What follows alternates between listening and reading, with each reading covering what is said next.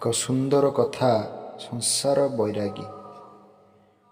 ସମ୍ରାଟ ପ୍ରୌଢ଼ ହୋଇଯିବାରୁ ତାଙ୍କ ଗୁରୁଙ୍କ ନିକଟକୁ ଯାଇ କହିଲେ, ଗୁରୁଦେବ, ମୁଁ ସନ୍ନ୍ୟାସୀ ହେବାକୁ ଚାହେଁ, ବୈରାଗୀ ଭଳି ବଞ୍ଚିବାକୁ ଚାହେଁ, ମୋତେ ଅନୁମତି ଦିଅନ୍ତୁ, ମୁଁ ବନଗମନ କରିବି।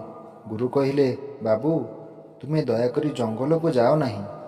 ତୁମେ ଯଦି ଯିବ ତେବେ ତୁମେ ଏକୁଟିଆ ଗଲେ ବି ତୁମ ସହିତ ତୁମ ରାଜଧାନୀ, ସହର, ବଜାର, ଗହଳି ଚହଳି ସବୁ ଜଙ୍ଗଲକୁ ଯିବେ, କାରଣ ତୁମ ମନ କୋଳାହଳମୟ। ତୁମେ ବୈରାଗୀ ହେବ ବୋଲି କ'ଣ କହୁଛ? ଆଉ ଦ୍ୱିତୀୟ କଥାଟି, ମୋ ସହିତ ଚାଲ, ତୁମକୁ ଅସଲ ବୈରାଗୀ ଦେଖାଇଦେବି। ଏହା କହି ଗୁରୁ ରାଜାଙ୍କୁ ଧରି ଜଣେ ଅତି ଧନୀ ବ୍ୟବସାୟୀଙ୍କ ପାଖକୁ ଗଲେ। ସେଠାକାର କାରବାର ଦେଖି ରାଜାଙ୍କ ଆଖି ଖୁସି ହୋଇଗଲା।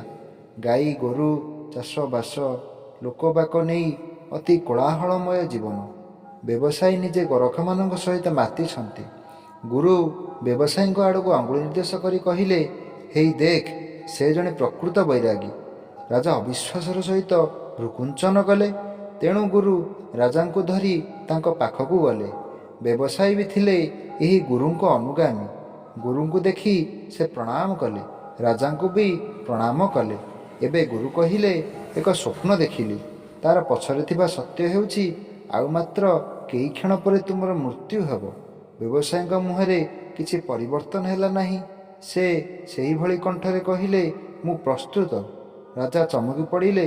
ସେ ବୁଝିପାରିଲେ ଯେ ସବୁକିଛି ଛାଡ଼ି ଦେଇ ଚାଲିଯିବାକୁ ସର୍ବଦା ପ୍ରସ୍ତୁତ ଥିବା ଲୋକ ହିଁ ଅସଲ ବୈରାଗୀ।